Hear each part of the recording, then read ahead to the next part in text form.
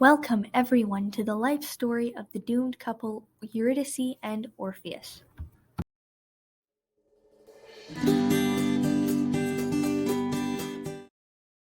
Hi, I'm Eurydice.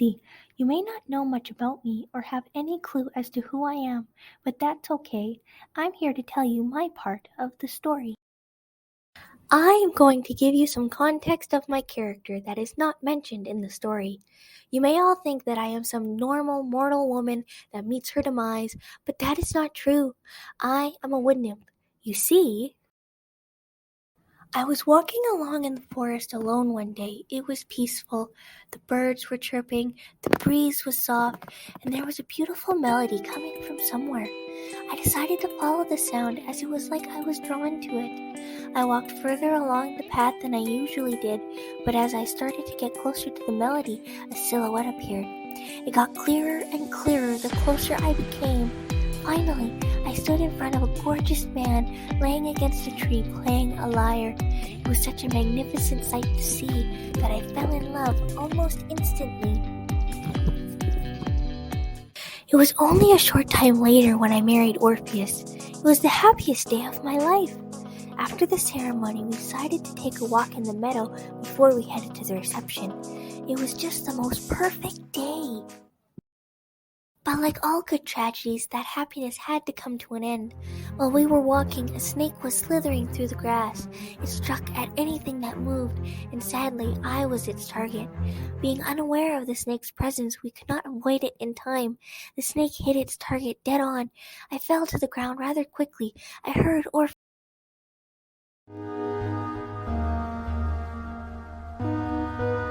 I am Orpheus, though you may have already guessed that because of my dear Eurydice. Let's get to know me, shall we? As you all may know, I am a musician. My specialty is the lyre, a small harp I can just play in my lap.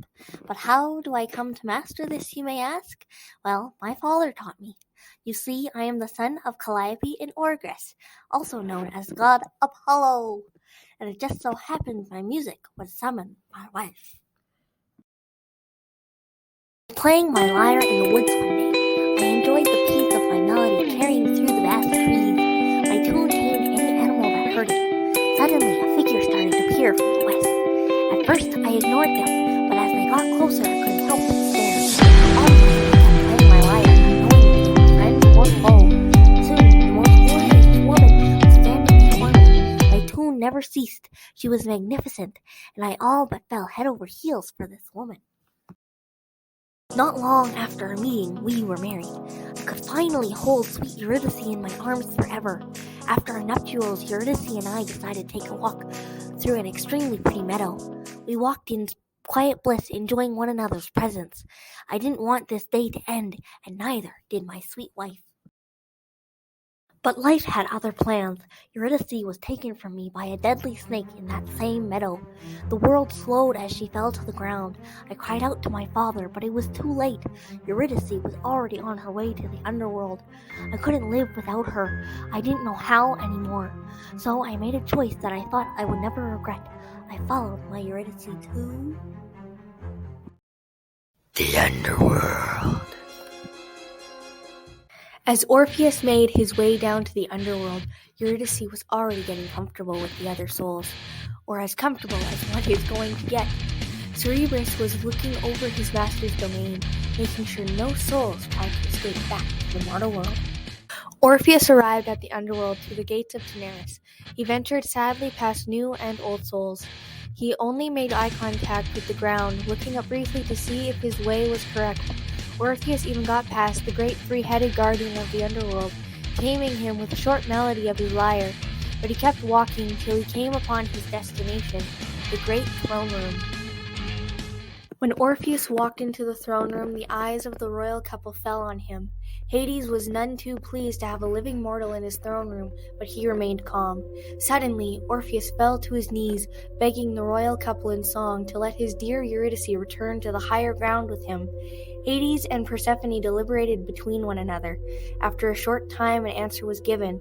Eurydice was able to return with her husband, but there was one condition: Orpheus may not look upon his bride till they were on the other side of the gates. So Orpheus and Eurydice walked out of the throne room. They went back the way Orpheus came. Cerberus watched as they walked by, chuffing in disagreement. The whole time they walked, Orpheus thought about looking back, concerned for his wife. But he remembered the warning given to him by the most gracious king. Orpheus did not look back, but was anxious to. They were coming to the end of their long walk. Orpheus longed to look at beautiful Eurydice. He was the first to step out of the gate, and in his excitement looked back. Poor Eurydice wasn't through the gate yet, and died a second time. Orpheus screamed in anger, but now nothing could be done. Spurred with grief, Orpheus secluded himself on a mountain. He only had his lyre to keep him company. He grieved for Eurydice 2 times over. He failed at bringing her back, for his patience wasn't strong enough. Orpheus killed his wife a second time, and now he feels he must punish himself for it. In his grief, Orpheus did not take any other woman. Some of these women were the Maenads. Poor Orpheus did not know that these mad females were going to kill him. These wild ladies threw everything they had at him. But when they couldn't hit their mark, the Bacchan women attacked him by hand. Their angry, warlike cries and beating of percussions started to drown out the son of Apollo's song. The Maenads beat Orpheus until he could not make cohesive words. Soon his melodies could not affect them or anything else. The Maenads then tore grieving Orpheus apart. The limbs of the once living man were strewn all over the place, but one part was missing. Orpheus's head fell in a stream along with his lyre. With Orpheus now dead, he could finally be with his dear Eurydice. His discarded limbs slowly sunk into the ground, joining back together to make a full man. Once Orpheus got to the Underworld, he went in search of his wife. He found her in the fields of the blessed. They embraced each other in the fields, and from then on, the couple could live happily ever after in the Underworld. And there you have it, folks, a sad story with a slightly